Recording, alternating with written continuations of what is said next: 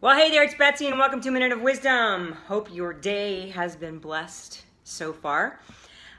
Today, I wanted to talk to you a little bit about your perception of yourself. How is it that you actually see yourself? And, there's a great story in the Bible, and it's Numbers 13, and I'm not going to read the whole chapter, but it's basically when Moses is leading the children of Israel to the promised land, and they get close, and so he sends out spies to spy on the land to basically see what kind of battles or whatever it is that they're going to have to encounter in actually getting into the promised land. And so the spies come back, and where I am here is Numbers 13:31 through 33. But the men who had gone up with him said, "We are not able to go up against the people, for they are stronger than we." And they gave the children of Israel a bad report of the land which they had spied out, saying, "The land through which we have gone as spies is a land that devours its inhabitants, and all the people whom we saw in it are men of great stature, giants. There we saw the giants, and we were like grasshoppers in our own sight, and so we were in their sight." So my question is, do you see yourself as a giant, or do you see yourself as a grasshopper? Because you see, no matter how big you believe that God is, you are never going to defeat your giants if you see yourself as a grasshopper. So I thought I would kind of elaborate a little bit of how this applies to your purpose. I think we all know that God is a big God. I mean, after all, he did create the universe. He raised Jesus from the dead. He performed miracles all over the Bible, and I could go on and on.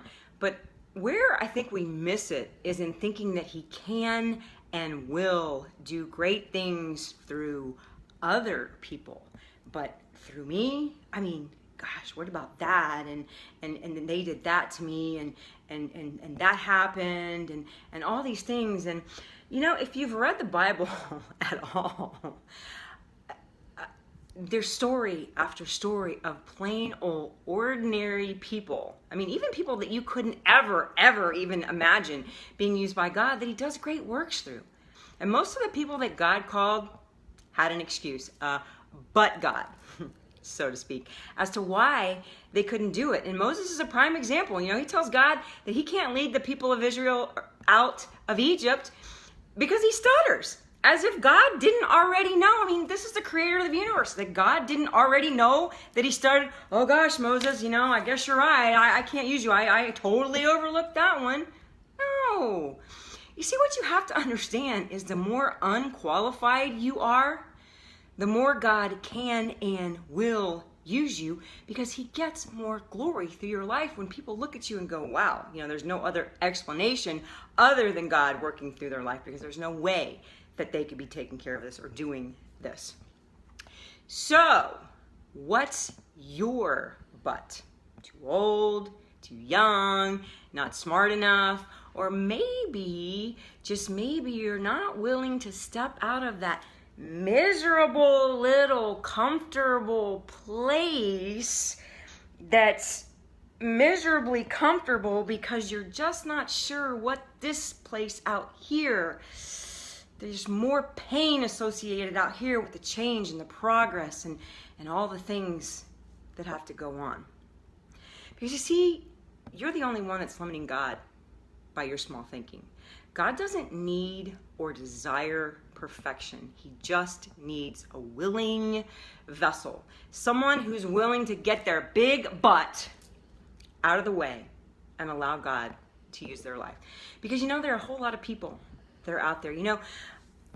I heard a message one time, and it said that somebody is waiting on the other side of your obedience. And that kind of really scared me, because there were some days I had a lot of stuff and I had a lot of things that I had to deal with, and there were some days that I couldn't even get myself out of bed. I just wanted to stay in bed and keep the covers over my head. And when I heard that, I thought, I got to get myself up, and I got to get myself fixed, and I got to let God deal with all these issues, because somebody out there is really praying for me. Somebody is waiting on the other side of my obedience.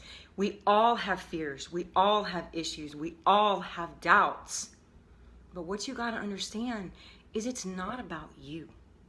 It's about allowing God to use you to touch and impact the lives that he's called you to touch and impact.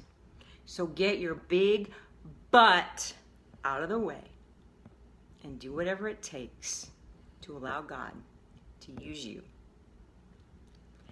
So, I guess that's all I got for you.